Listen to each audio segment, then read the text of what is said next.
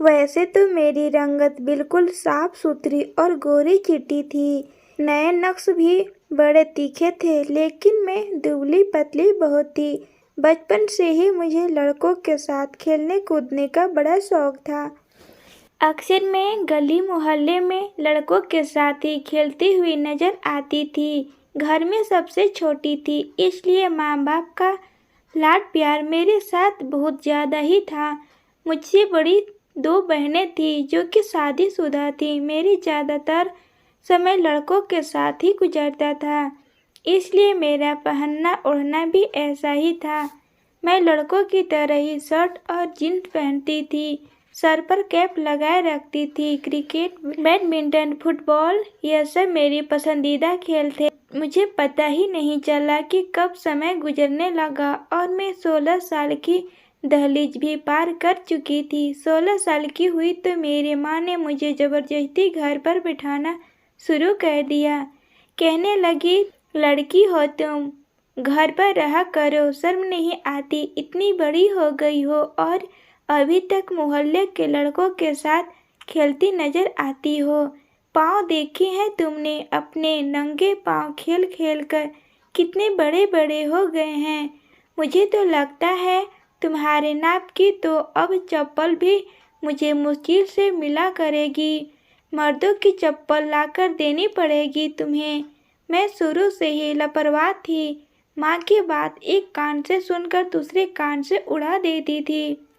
माँ की डांट फटकार सुनने के बाद भी मेरा ध्यान बाहर खेलने जाने वाले क्रिकेट मैच की तरफ था।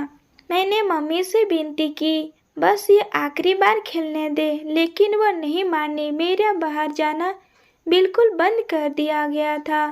बस यह था कि मैं छत पर जाकर पतंग उड़ा लिया करती थी या बराबर वाले आहिल की छत पर जाकर उनकी माँ से शिकायत लगा देती थी कि मुझे माँ ने घर में कैदी बनाकर रख दिया है। मेरा उठना बैठना चाल ढाल सब लड़कों जैसा था, तो आहिल मुस्कुराकर देखकर कहता, कोई बात नहीं स्वैया, अब तुम बड़ी हो गई हो, अब घर पर रहा करो। आहिल को उल्टा मुझे ही समझाने लगता है। अक्सर मैं की शर्ट लेकर पहना करती थी। बेशक मैं लड़कों के साथ खेल कूद कर बड़ी हुई थी, लेकिन मोहल्ले के लड़कों ने कभी मेरे साथ बदतमीजी या हद पार करने की कोशिश नहीं की थी। और उसकी वजह साहिल था, जो कि हर जगह मेरा रक्षक बनकर मेरे साथ रहता था। माँ के बहुत से काम भी कर दिया करता था, क्योंकि हमारा कोई भाई नहीं था। पापा विदेश होते थे, 6 महीने बाद ही आते थे। जैसे ही मैंने 14 क्लास पढ़ी, मेरी माँ की सहेली ने मेरा रिश्ता अपने बेटे के लिए मंगा लिया। मैं 20 साल की थी जब भोपाल से मेरी माँ की सहेली ने अपने बेटे के रिश्ता मेरे लिए मांगा था। लेकिन जब मुझे मालूम हुआ तो मैंने माँ से साफ कह दिया कि मैं आपको छोड़कर दूसरे शहर नहीं जाऊंगी। मम्मी कहने लगी, तुम्हारी जो हरकतें और करतूत हैं, मैं तुम्हें अपने पास नहीं रख सकती। अरे इतना बड़ी हो गई हो और एक कप चाय भी बनाना नहीं आता। वह मेरी बचपन की सहेली है, बिल्कुल बहनों जैसी। आपस में प्यार है, वह तेरे सारे ऐप छुपा लेगी। और ये मेरी माँ की सबसे बड़ी गलती थी। खैर, मेरी शादी की तरफ कोई ध्यान नहीं था। अभी तक मेरा दिमाग बस खेल कूद में ही अटका रहता था। शादी से 4 दिन पहले तक मैं बाहर निकलने की तरकीब करती रहती थी और छुप छुप कर बाहर निकल भी जाया करती थी। मेरी माँ मुझे ज़बरदस्ती खींच खींच कर घर में अंदर करती थी। शादी होने के 4 दिन बचे हैं और इस लड़की को चैन नहीं है। अरे दुल्हन इस तरह शादी से पहले ही इधर उधर भागती फिरे तो उसके ऊपर रंग रूप नहीं चढ़ता। और यह 4 दिन मैंने बड़े ही मुश्किल में अपने घर में बैठकर काटे थे। आसमान पर पतंग उड़ती और काटती देखकर मैं सीधी दौड़े छत की तरफ लगाती थी ताकि वह कटने वाली पतंग पकड़ लूं। खैर, मेरी बारात भोपाल से आई थी। दिन के समय मेरी शादी हुई थी और रात की ट्रेन से ही वापसी का सफर भी शुरू हो गया। दुल्हन बने घूंघट में मैं ट्रेन में बैठी हुई बोर हो रही थी। मेरा पति अमित मुझे बार बार बड़े गौर से देख रहा था। मेरी सास भोपाल में ही रहती थी, इसलिए वहाँ पर मेरा आना जाना ना होने के बराबर था। 4-5 साल बाद मम्मी की यहाँ सहेली हमारे घर मिलने आती थी। हफ्ते 10 दिन रहकर वापस चली जाती थी, इसलिए मुझे ना तो अपने सास के घर के माहौल के बारे में कुछ पता था, ना ही अपने पति अमित के बारे में। बेशक मेरा सारा बचपन लड़कों के साथ खेल कूद कर गुजारा था, लेकिन जिन जिन नज़रों से अमित मुझे देख रहा था और जो उलझन मुझे उसकी नज़रों से महसूस हो रही थी, कभी उन लड़कों से नहीं हुई थी जिसके साथ मैं बचपन से खेलती आ रही थी। वह मेरा सामने वही बर्थ पर ही बैठा था। एक तो पहली बार मैं ट्रेन का सफ़र कर रही थी और फिर वह भी इस भारी भरकम दुल्हन के जोड़े में। मैंने तो आज तक सलवार सूट भी नहीं ढंग से पहन रखा था। हमने जीन्स शर्ट पहनी करती थी, फिर लोअर और टी शर्ट में घूमती रहती थी। इस वक्त इस दुल्हन के सारे लहंगे में सख्त उलझन महसूस हो रही थी। बड़ी मुश्किल से मैं 16-17 घंटा यह सफ़र अपने इस भारी लहंगे के साथ किया था। रात को सोने से पहले मैं जेवरात जरूर उतार दिए थे। भोपाल पहुंचने के बाद मेरी सास ने अपने मोहल्ले की एक लड़की से दोबारा से मेरा मेकअप ठीक करवाया था। मैं थकान से और नींद से बेहाल थी, क्योंकि ट्रेन में मुझे ठीक से नींद नहीं आई थी। मैं हमेशा नींद की बड़ी पक्की थी। जब भी मुझे नींद आती मैं चाह कर भी खुद जगह नहीं पाती थी, इसलिए अपने पति के कमरे में आने का इंतजार भी नहीं किया था। तकिए पर सर रखकर मैं सो गई थी। न जाने रात में किस समय मेरी आंखें खुली थी। मैंने देखा अमित सोफे पर तकिया रखकर सो रहा था। यह देखकर मुझे बड़ी शर्मिंदा सी हुई थी। उसका इंतजार करना चाहिए था। खैर, मैंने घड़ी पर नजर दौड़ाई तो रात के 3 बज रहे थे। मुझे बहुत भूख लग रही थी। जब से मैं आई थी बस नाश्ता करके ही मेरी सास ने मुझे कमरे में बिठा दिया था और मैं कमरे में आते ही लेट कर सो गई थी। मैं उठकर कमरे से बाहर जाना चाहती थी ताकि अपने खाने पीने की कुछ जुगाड़ लगा सकूं, लेकिन जैसे ही मैंने बेड से नीचे पाँव रखे, ना जाने नीचे क्या था कि मेरा पाँव से टकरा हो गया और मैं गिरते गिरते बची थी। लेकिन मेरे मुंह से एक चीख निकल गई और मैं जल्दी ही संभल भी गई थी। गिरने से तो बच गई, लेकिन चीख की आवाज़ सुनकर अमित की आंख जरूर खोल गई थी। मुझे जगते देखकर वह मुस्कुराता हुआ उठकर मेरे पास आ गया। अपना तकिया भी बेड पर रखा। बेशक उसका बचपन में मेरे घर आना जाना था, लेकिन अब अमित मेरे लिए बिल्कुल अनजान था। वे मेरे पास आकर बैठ गया। कहने लगा, हो गई तुम्हारी नींद पूरी? कितना जगाया मैंने तुम्हें, लेकिन तुम थी कि जगने का नाम ही नहीं ले रही थी। तुम तो सारे घोड़े बेचकर ऐसी सोई थी, उठने का नाम ही नहीं लिया। मैंने कहा, आई एम सॉरी, शायद सफ़र की वजह से बहुत थक गई थी, इसलिए मुझे पता नहीं चला कि कब आँख लग गई। कहने लगा, हाँ, मैंने तुम्हें जगाने की कोशिश की थी, लेकिन नींद में ही तुमने साफ कह दिया कि मुझे सोने दो। उसने गहरा सांस लेते हुए मुझे कनखियात से देख रहा था। मुझे तो ऐसा कुछ भी याद नहीं था, लेकिन ऐसा मुमकिन भी था, क्योंकि गहरी नींद में जब मुझे मम्मी उठाती थी मैं उन्हें भी ऐसे ही कहती थी। उस वक्त मुझे काफ़ी शर्मिंदगी सी महसूस हो रही थी। मैं कभी यही सोच रही थी कि कैसे अमित से ये कहूँ कि मुझे भूख लगी है, कि तभी उसने मेरा हाथ थाम लिया। कहने लगा, बेशक हमारी माँ का आपस में आना जाना था और मिलना जुलना था, लेकिन मैं तुम्हें पहली बार देख रहा हूँ। मेरी माँ ने जब मुझे तुम्हारे लिए पूछा तो मैंने अपना फैसला माँ पर छोड़ दिया था, लेकिन फिर यह सोचने लगा, पता नहीं तुम कैसी होगी, लेकिन तुम खूबसूरत हो। मुझे अपनी माँ के फैसला पर कोई भी एतराज़ नहीं है, बल्कि खुश हूँ कि मेरी माँ ने इतना खूबसूरत लड़की मेरे लिए चुन रखी है।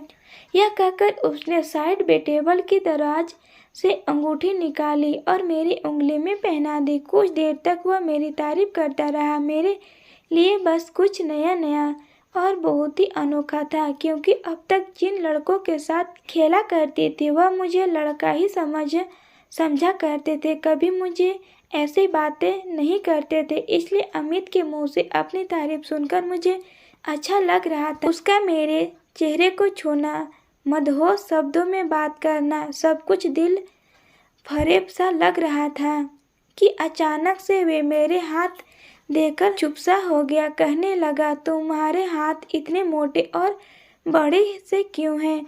लड़कियों के हाथ जैसे खूबसूरत क्यों नहीं है? उसने मेरे हाथों को छोड़ दिया था। कहने लगा, तुम लड़कियों में मर्दाना झलक बिल्कुल अच्छी नहीं लगती। मैंने अपने हाथ गौर से देखे। शायद मुझे लड़कियों की तरह नाखून बढ़ाने का शौक नहीं था, ना ही अपने हाथों की केयर करने की मुझे कोई परवाह थी।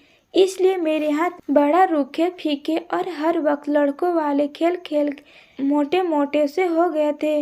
वह बेड से उठकर अलमारी के पास चला गया। अलमारी खोलकर उसने एक ब्लैक कलर का ड्रेस मुझे थमा दिया। कहने लगा, जाओ इसे पहनकर आओ। मैं खुद भी इस भारी कपड़ों से तंग आ चुकी थी, इसलिए शुक्र किया। लेकिन जैसे ही वॉशरूम में जाकर उन कपड़ों को देखा तो नेट की बहुत ही बारीक सी नाइटी थी, लेकिन मैंने शर्माते हुए वह पहन ली थी। उसे पहनते हुए मैं बेहद नर्वस हुई थी। मैं कमरे में आई तो सामने थे, लेकिन एक जगह जाकर उसके हाथ रुक गए थे। फिर अचानक ही वे मुझे एकदम पीछे हटा था। उसके चेहरे के हाव भाव एकदम से बदले थे। मैं समझ नहीं पा रही उसे क्या हुआ है। वह फौरन कमरे से बाहर निकल गया। मैं काफी देर तक उसका इंतजार करती रही, लेकिन वह वापस कमरे में नहीं आया था। मुझे समझ नहीं आ रहा था कि आखिर उसे क्या हुआ। अभी कुछ देर पहले तो बहुत खुश था, पता नहीं उसे क्या हुआ था। पूरी रात वह कमरे में नहीं आया था। सुबह मैंने अपने कपड़े बदल लिए, कमरे से बाहर आई। मैंने देखा वह बाहर लॉज के सोफे पर सो रहा था। मुझे हैरत हुई कि वह कमरे के बजाय बाहर सोफे पर क्यों सो रहा था। मैं जैसे ही उसके पास आई वह मुझे देखकर मुंह फेरने लगा, और फिर तो जैसे ये सिलसिला ही शुरू हो गया था। मैं जितना उसके पास जाने की कोशिश करती वो मुझसे उतना दूर भागता था, वजह भी नहीं बताता था। शादी के बाद उसकी कुछ मीठी बातों ने मेरी दुनिया बदल दी थी, लेकिन वह पता नहीं क्यों मुझसे कतराने लगा था। काफी दिन गुजर गए थे, लेकिन उसका व्यवहार मुझसे नहीं बदला था। एक बार मैं तंग आकर उसके सामने खड़ी हो गई। मैंने कहा, अमित, आप मुझसे बात क्यों नहीं करते, क्यों मुझसे दूर दूर रहते हैं? तो वो कहने लगा, तुमने मेरे साथ अच्छा नहीं किया। मुझे अगर पता होता कि तुम ऐसी हो तो मैं कभी भी तुमसे शादी नहीं करता। मैं उसकी बात का मतलब नहीं समझी थी। मैंने कहा, आखिर मैंने ऐसा क्या कर दिया है? वह कहने लगा, तुम्हारे अंदर तो लड़कियों जैसी कोई बात ही नहीं है। तुम तो मर्दों जैसी दिखती हो। तुम्हारी चालदार और शरीर की बनावट तक मर्दों जैसी है। यह कहकर वह कमरे से बाहर निकल गया था। शायद मैं ट्राउजर और टी शर्ट पहनी थी, इसलिए वह ऐसा कह रहा होगा, क्योंकि मुझे शुरू से ही ढीले ढाले कपड़े पहनने की आदत थी। इसलिए मैंने अब तक अपने दहेज की फैशनी साड़ी तक नहीं निकाली थी। अब मैंने अपने दहेज की वह सारी साड़ियाँ निकाल ली और उन्हें पहनना शुरू कर दी, और अपने साथ के साथ मिलकर अमित की पसंद का खाना भी सीख लिया था। उसके सारे काम भी अपने हाथों से करने लगी थी। मैंने 2 महीने में खुद को एकदम बदल कर रख दिया था कि शायद अमित का व्यवहार मुझसे ठीक हो जाए, लेकिन वह तो किसी पत्थर की तरह बन चुका था। रोज रात को देर से आता और सोफे पर लेटकर सो जाता। मैं उसकी संगत के लिए तड़प करती थी, उसकी मोहब्बत पाना चाहती थी। आखिर एक नेचरों से विवाहित है, मेरी शादी हुई थी और वो मेरा पति था। पत्नी होने के नाते मैं पति के साथ आलिंगन चाहती थी। पहले जो मैं हर चीज से लापरवाह करती थी, अब अमित की पसंद में ढलकर अपनी पर्सनालिटी तक खो बैठी थी। मैंने खुद को अमित की पसंद में ढालने की हर मुमकिन कोशिश करके देख ली थी, लेकिन वह ऐसा ही था, मुझे अभी बात नहीं करता था। एक रात मैं सो रही थी, मुझे चिल्लाकर बात करने की आवाज़ आने लगी और शोर से मेरी आँख खुल गई थी। मेरी सास और अमित में बहुत बहस हो रही थी। मैं कमरे का दरवाज़ा खोलकर बाहर आई तो सास के कमरे की लाइट जल रही थी और कमरे में बहस करने की आवाज़ आ रही थी। मैं कमरे तक पहुंच गई थी, लेकिन जो बात अमित और मेरी सास के बीच हो रही थी वह सुनकर मेरे होश उड़ गए थे। अमित अपनी माँ से कह रहा था कि वह दूसरी शादी करना चाहता है और यह सुनकर तो मेरे पैरों के नीचे जमीन निकलते हुए महसूस हुई थी। मेरी सास कहने लगी, खबरदार जो तुमने यह शब्द भी अपने जबान से निकाला। वह कहने लगा कि मैं सवैया के साथ नहीं रह सकता। मेरी सास कहने लगी, क्यों, ऐसा कौन सा ऐब है मेरी बच्ची में? तुम्हारे खातिर उसने खुद को बदल कर रख दिया है। खाना बनाती है, तुम्हारे सारे काम करती है, पूरे घर को उसने संभाल लिया है। उसने अपने पहनने ओढ़ने, चलने फिरने, उठने बैठने तक का तरीका बदल लिया है और एक तुम हो कि तुम्हें उसे पर सौतन लाकर बैठाना चाहते हो। वह कहने लगा, माँ, मैं आपको नहीं बता सकता कि उसमें क्या कर, मैं क्या उसके साथ तो कोई मर्द जिंदगी नहीं गुजार सकता, इसलिए मैं दूसरी शादी करूँगा। सवैया कहे तो मैं उसे तलाक भी देने को तैयार हूँ। मैं चाहो तो मेरे नाम के साथ भी जिंदगी गुजारती रहे, मुझे कोई फर्क नहीं पड़ता। यह कहकर वह कमरे से बाहर निकला तो मुझे देखकर रुक सा गया। मेरी आंखों से आंसू बह रहे थे। वह मुझसे नजर चुराता हुआ वह कमरे में चला गया। मैं भी उसके पीछे कमरे में आ गई। मैंने कहा, आज मुझे बता ही दो अमित कि मुझ में ऐसी कौन सी कमी है जिसकी खातिर तुम दूसरी शादी करना चाहते हो। वो कहने लगा, खुद को आईने में देख लो, तुम्हें मालूम हो जाएगा कि तुम्हारे अंदर क्या कमी है। मैंने कहा कि वह तो मैं खुद को रोज देखती हूँ, मुझे नहीं पता। इंसान को हमेशा अपने आप अच्छा ही लगता है, लेकिन तुम बताओ क्या बुराई है मुझ में? कहने लगा, तुम्हारे अंदर औरत वाली खूबसूरती नहीं है। पैडिड कपड़े पहनने से तुम्हारे शरीर की बनावट बदल नहीं जाएगी। कभी अकेले में शीशे के सामने खड़े होकर देखना, बिल्कुल स्मार्ट मर्द जैसे सीना है तुम्हारा। तुम्हारे पास आते हुए मुझे ऐसा महसूस होता है कि जैसे मैं किसी मर्द के पास मौजूद हूँ और मुझे तुमसे घिन आती है। तुम्हारे संगत में घुटन का एहसास होता है। मुझे तुम्हें छूने से कुछ भी अच्छा महसूस नहीं होता और न ही मेरे दिल में जज्बात में कोई तूफान उठता है। तुम्हारे पास आने को जी नहीं चाहता। तुम्हें देखकर मेरी जी मतलाने लगता है। मैं तुम्हारे साथ नहीं रह सकता। मैं तो उसकी बात सुनकर बेजान सी होकर बैठ गई थी। औरत की उससे बड़ी जिल्लत और बेइज्जती क्या हो सकती थी? जिन शब्दों में अमित ने मेरी बेइज्जती की थी, जो कमी उसने मुझे बताई थी, उसमें मेरी कोई बस नहीं था। जो इंसल्ट उसने मेरी की थी, मैं पूरी रात रोती रही। अगले दिन मेरी सास ने मुझे कहा कि जब से तुम्हारी शादी हुई है तुम मायके नहीं गई हो, तुम कुछ दिन के लिए अपनी माँ के घर चली जाओ। मैंने कहा, मम्मी जी, अगर मैं यहाँ से चली गई तो अमित तो दूसरी शादी कर लेंगे। यह सुनकर मेरी सास कहने लगी, मैं उसे समझाऊंगी, तुम उसका हर काम समय पर करके दे रही हो, इसलिए उसे तुम्हारी कदर नहीं है। जब तुम यहाँ नहीं रहोगे तो वह खुद तुम्हारी कमी महसूस करेगा, फिर उसे तुम्हारी कदर होगी। मुझे अपनी सास की बात लगी थी। मैं वापस अपनी माँ के घर चली गई। मैं पूरे 6 महीने बाद भोपाल से दिल्ली आई थी। मैं पूरी तरह बदल चुकी थी। जब मैं घर आई तो माँ अपनी माँ के साथ रहकर फूट फूट कर रोने लगी। मेरी माँ समझती कि मैं उससे दूर रहने की वजह से उदास हूँ, इसलिए रो रही हूँ। अभी मुझे आए 1 घंटे ही हुआ था कि जब मोहल्ले के सारे लड़के जो मेरी ही उम्र के थे मुझसे मिलने आ गए, लेकिन मैं आज उससे दूर बनाकर मिल रही थी क्योंकि मेरी सोच बदल गई थी। उन लड़कों में एक लड़का आहिल भी था। मेरा सबसे ज़्यादा दोस्ती उसी के साथ थी। वह भी मुझसे मिलने आया था। मैं सबसे हंस हंस कर बातें कर रही थी, लेकिन दिल में परेशान हो रही थी। मुझे अमित की फिक्र सताई जा रही थी। जब मुझसे बातों में बिजी थे तब एक अहिल था जो चुप था और एक टक मुझे देख रहा था। जब सब चले गए तो मेरे पास आकर बैठ गया। कहने लगा, तुम्हें क्या हुआ है सवैया, इतने उदास क्यों हो? मैंने कहा, नहीं, मैं तो बहुत खुश हूँ। यह कहते हुए मेरे शब्द नाचा वे भी नम हो गए थे। वह मेरे चेहरे को, मेरी आंखों को बड़े गौर से देख रहा था। कहने लगा, हाँ नजर आ रही है मुझे तुम्हारी खुशी। बचपन साथ गुजारा है हमने, साथ खेले हैं, साथ हंसे हैं और साथ रोए भी हैं। इसलिए मुझसे झूठ मत बोलो। अगर तुम्हारे पति ने तुम्हें कुछ कहा तो बस अकेले जो एक बार इशारा कर दो, फिर देखो साले को कैसे ठीक करता हूँ। उसने अपनी आस्तीनें चढ़ाते हुए मुझसे कहा था। मैंने कहा, तमीज से बात करो, तुम्हारे जीजा जी हैं वो। कहने लगा, तुम्हारी आंखों में आंसू लाने वाला जो वजह बनेगा तो उसे छोड़ूंगा नहीं। मैं कहा, आहिल वह बहुत अच्छा है।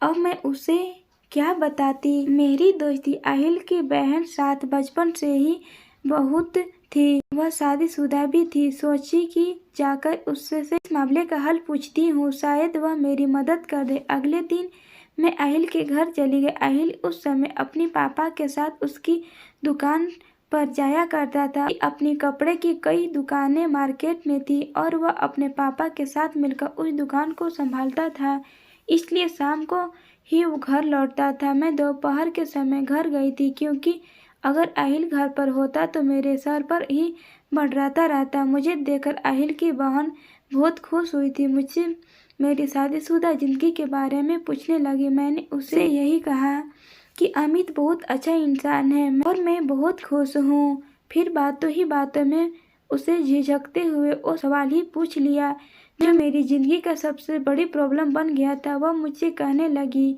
कि वह मुझे एक लेडी डॉक्टर के पास ले जाएगी जो इस बात का इलाज करती है। मैं सुनकर खुश हो गई थी। मैं चाहती थी बिना किसी से कुछ कहे मेरी प्रॉब्लम का हल हो जाए, इसलिए मैं अगले दिन आहिल की बहन के साथ उस लेडी डॉक्टर के पास चली गई थी। उसने मुझे कुछ दवाएं दे दी और अच्छी खुराक खाने के लिए भी कहने लगी। मैं घर वापस आ गई। फोन पर मेरी माँ मेरी सास से बातें कर रही थी फोन के लिए और खुद अपने सास से बात करने लगी। उनसे अमित के बारे में पूछने लगी। वो कहने लगी, मैं रोज उससे समझाने की कोशिश कर रही हूँ, लेकिन वह मेरी बात सुनने की तैयार नहीं है। चिंता मत करो, मैं उसे मना लूंगी। तुम बस अपनी सेहत का ख्याल रखो। मैं बहुत परेशान थी। लेडी डॉक्टर ने जो मेडिसिन मुझे दी थी वह मुझे खाने के बाद खाना था, लेकिन सास के बात कहने के बाद जैसे मेरी भूख खत्म हो गई थी। मुझे लगा था मेरे जाने के बाद अमित को मेरी कमी महसूस हुई होगी, वह मुझे याद करता होगा, लेकिन वह तो अभी वैसा ही था। मैंने कुछ ही निवाले खाए और अपनी मेडिसिन खा लिए। मुझे खाने के बाद मुझे अजीब सी बेचैनी होने लगी थी।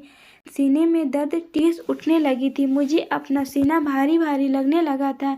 शायद मेरी प्रॉब्लम का हल यही हो, यह सोचकर मैं वह दवा खाने लगी और उसे खाते ही मेरे पसीने छूटने लग जाते थे। मुझे घबराहट होने लगती थी, लेकिन अमित की खातिर मैं यह सब कर रही थी। एक बार मेरे नंबर पर अमित की कॉल आ रही थी। जब से मैं दिल्ली आई थी अमित की कॉल आज पहली बार आई थी। मैंने फौरन से फ़ोन उठा लिया। मुझे लगा शायद वह मुझे याद कर रहा होगा, इसलिए उसने फ़ोन किया होगा। लेकिन वो कहने लगा, तुम जो खेल मेरे साथ खेल रही हो अच्छा नहीं कर रही हो। मेरी माँ मुझे जायदाद से बेदखल कर रही है। मैं तुम्हें छोड़ूंगा नहीं। पता नहीं तुम मेरी जैसी मर्दाना लड़की में मेरी माँ पर क्या जादू कर दिया है कि सारे जहाँ की खूबियाँ बस तुम्हारे अंदर नजर आती है। अगर तुम्हें मेरे साथ रहना है तो अपना इलाज कराओ और तुम्हें बस 15 दिन दे रहा हूँ, वरना तलाक भेज दूंगा। चाहे मेरी माँ मुझे उसके बाद घर से बेदखल कर दे, लेकिन तुम्हें भी बर्बाद कर दूंगा। यह कहकर उसने फ़ोन बंद कर दिया और मैं सुनकर रोने लगी। बार बार अमित अमित कह रही थी कि मेरे साथ यह मत करो। जैसे ही फ़ोन बंद करके पलटी तो मेरे पीछे हाथ बांधे आहिल खड़ा था। मुझे देखकर मैंने जल्दी से अपने आंसू साफ किए थे। कहने लगा, तुम्हारे पति का फ़ोन था? मैंने कहा हाँ। कहने लगा, क्या कह रहा था और रो क्यों रही हो? वो इस वक्त काफ़ी सीरियसली मुझसे पूछ रहा था। मैंने कहा, तुमसे मतलब तुम क्यों हर वक्त मेरे सर पर सवार रहते हो और बिना बताए मेरे कमरे में दनदनाते चले आते हो? तुम होते कौन हो मेरे कमरे में इस तरह मेरे बिना अनुमति के आने वाले? जाओ, निकलो बाहर यहाँ से। मैं उसे कुछ भी बताना नहीं चाहती थी, इसलिए मैंने उसे बड़ी खड़ी खड़ी सुना दी थी। मेरी यूं गुस्सा देकर मुझे कहने लगा कि तुम छुपा नहीं सकती मुझसे कोई भी बात। मुझे अंदाजा है कि तुम्हारे पति का व्यवहार तुम्हारे साथ ठीक नहीं है। मैंने कहा, यह हम पति पत्नी के आपस का मामला है। तुम होते कौन हो मेरे बीच में बोलने वाले? भगवान के लिए मुझे अकेले छोड़ दो, जाओ यहाँ से। मैंने उसे धक्का देकर कमरे से बाहर निकाल दिया और कमरे का दरवाज़ा बंद कर दिया। सामने रखी अपनी मेडिसिन देकर मुझे अमित की बात याद आने लगी। मैंने 2 टैबलेट निकालकर एक साथ खा ली। मैं चाहती थी मेरी समस्या का हल जल्द से जल्द हो जाए ताकि मेरा घर टूटने से बच सके, लेकिन वह दवा खाते ही मुझ पर इस कदर घबराहट सवार गई कि उल्टी शुरू हो गई। मेरी हालत बिगड़ने लगी थी। मेरी माँ मेरी हालत देखकर परेशान हो गई थी। मेरे पापा घर पर नहीं थे, बाकी सब अपने बहनें अपने घर की थी, इसलिए मेरी माँ ने अहिल्या को ही बुलाया था और उसी को साथ लेकर मुझे हॉस्पिटल लेकर गई थी। 3 दिन तक मैं जो खाती थी मुझसे डाइजेस्ट नहीं हो रहा था। लेडी डॉक्टर ने जब मेरी हालत देखी तो कहने लगी, यह दवा बहुत तेज है और उसके साइड इफेक्ट भी बहुत ज़्यादा है, आपके गुर्दे भी फेल कर सकती हैं। ऐसी दवाई और ऐसी जाली डॉक्टर के पास जाकर अपनी ज़िंदगी बर्बाद ना करे। वह मुझे उस मेडिसिन के इस्तेमाल की वजह पूछने लगी। मैंने रोते हुए उसे सारी बात बता दी। मेरी बात सुनकर वह कहने लगी, यह सब भगवान के हाथों में होता है। वह इंसान को कैसा शरीर देता है, बल्कि इंसान के हाथ में कुछ नहीं होता। अक्सर लड़कियों को यह प्रॉब्लम होती है, लेकिन जो मर्द चरित्र के कमज़ोर होते हैं, जिन्हें औरत की इज्जत का कोई एहसास नहीं होता, वह उसमें ऐसी बातें कहते हैं। वक्त के साथ साथ ये प्रॉब्लम खुद ही दूर हो जाती। अगर तुम्हारा पति तुम्हारे साथ फिजिकल होता, तुम्हारे साथ पति पत्नी वाला रिश्ता बनाता और तुम्हें अपने खाने पीने का भी ध्यान रखती, तो तुम्हारे साथ शरीर खुद भरने लगता।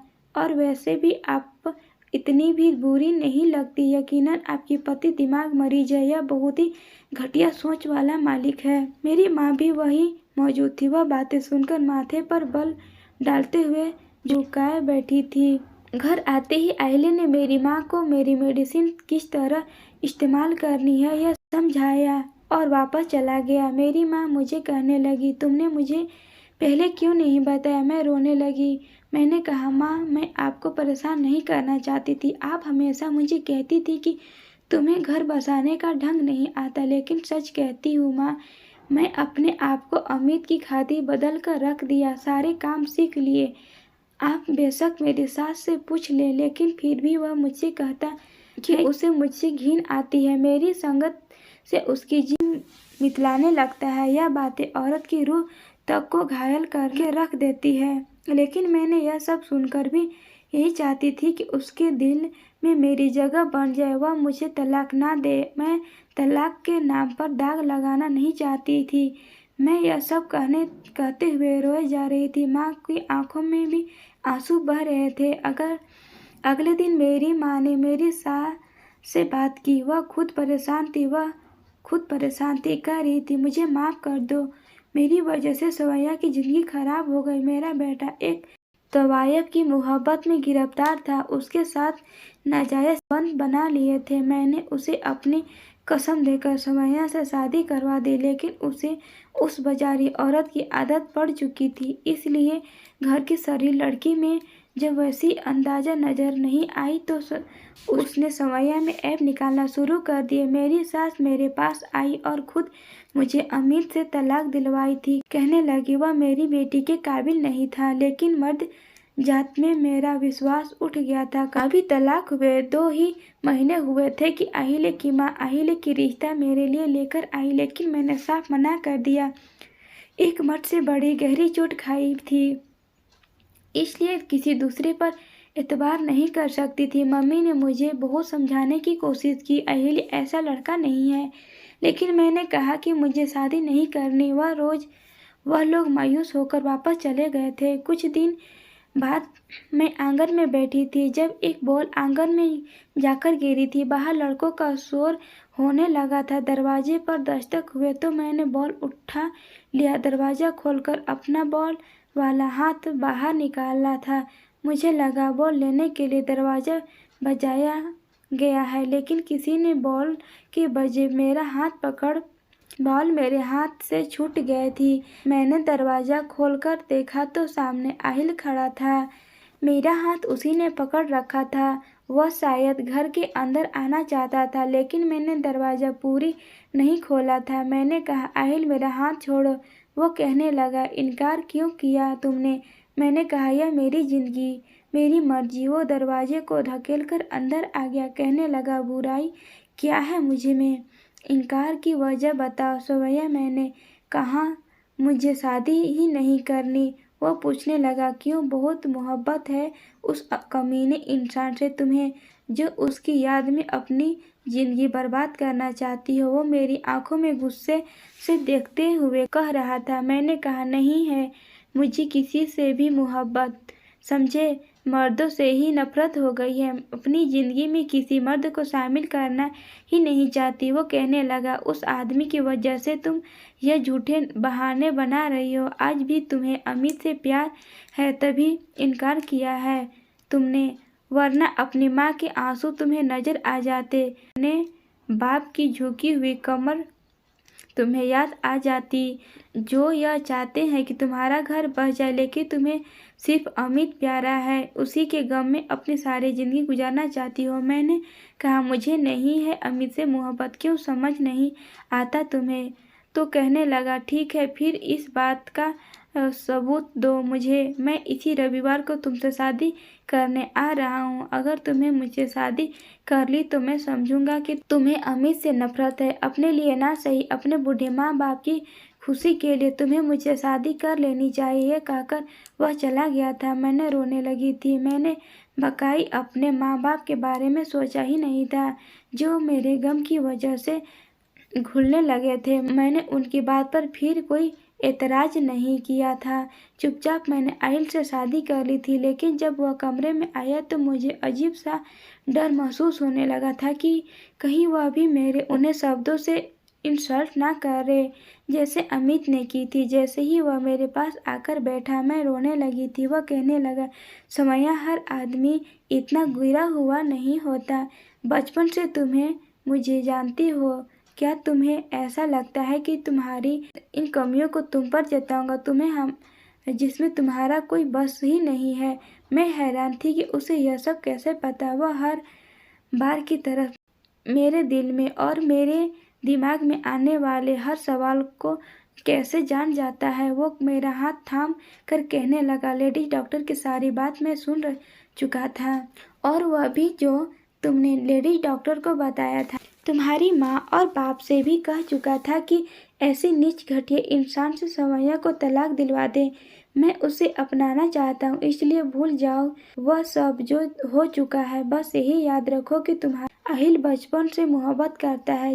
जिन दिनों तुम्हारी शादी अमित से हुई थी, मैं दूसरे शहरों में था। मुझे इस बात की खबर बाद में हुई, वरना कभी तुम्हारी शादी वहाँ होने नहीं देता। बात करते करते आहिल मेरी ज्वेलर उतार चुका था, और जब उसने मुझे अपनी बाहों में भरा तो मेरे दिल में कोई डर नहीं था। सुकून से मैं आहिल के सीने से लग गई थी। मैं नहीं जानती थी कि वह मुझे इतना मोहब्बत करता है। शायद असल मोहब्बत यही थी, इसलिए जिसमें इंसान दूसरे की कमियां नहीं देखता। आपको इस बारे में क्या ख्याल है?